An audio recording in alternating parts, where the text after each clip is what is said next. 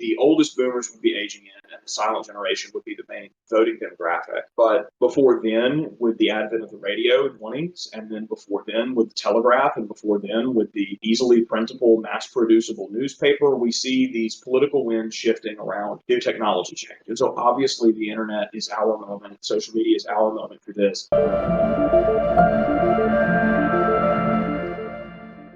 The intellectual center of the American right wing is not William Buckley Jr., editor of National Review, or Leo Strauss teaching political theory out in California. It's Marjorie Taylor Greene. It's Matt Gaetz. It's the dumbest people you've ever met who don't understand, I think, even the ideology that they are pursuing, as long as it gets them online clout and continues the donations rolling in, because their action is seems effective, even if it's not. Do you think that push for online clout has had an extremely negative impact on American politics? Or do you feel like this is kind of all the way it has been and now it's just in our faces, I guess? Does that make sense? Yes. And so I think on the one hand, we see some consistent generational trends that make this moment stand out as part of broader historical patterns. Namely, you get major shifts in the political winds when a large generation replaces a large generation as the primary voting demographic, and when there is a major communicative technology that comes into the fore and becomes popular and accessible. And so our present moment, that is the millennial generation and the Zoomers coming of age as the boomers are aging out, while social media replaces older forms of communication. But during the 1960s, in the Kennedy election, that was color television and televised politics for the first time, as well as the silent generation reaching their sort of middle voting years, and the Depression era generation, the New Dealers, are aging out, as the oldest boomers would be aging in, and the silent generation would be the main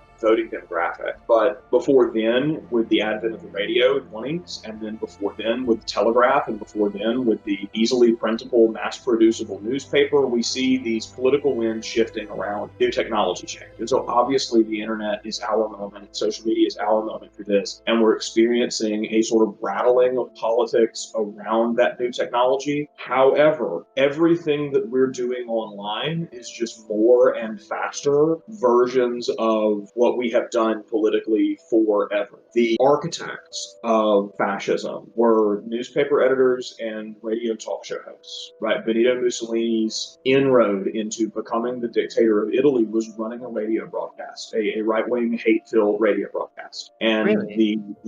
that he was able to use his radio broadcast to coordinate the activity of the black shirts and became their de facto sort of figurehead. Even though he wasn't in charge of any individual black shirt militia, he was able to organize them and point their violence through his talk show. In the United States, one of Franklin Roosevelt's biggest opponents and one of his biggest threats, one of American democracy's biggest threats, was Father Charles Coughlin, who was a hate preacher. And he had a radio program called The Hour of Power, where he would get on every week and spew anti-Semitism. And the Silver Legion, which was silver shirts, it was fascist thugs, they listened vociferously to his program. And when he would point out things he wanted to make reality, they would try and make those things reality. Joseph Goebbels was fascinated with the radio. He was obsessed with the radio and with film because it was new and people were into it, and he was communicating through it. More than just the most horrific examples of the worst people in history, there were in the 19-teens and the 1920s, a really popular thing in Europe was called zine.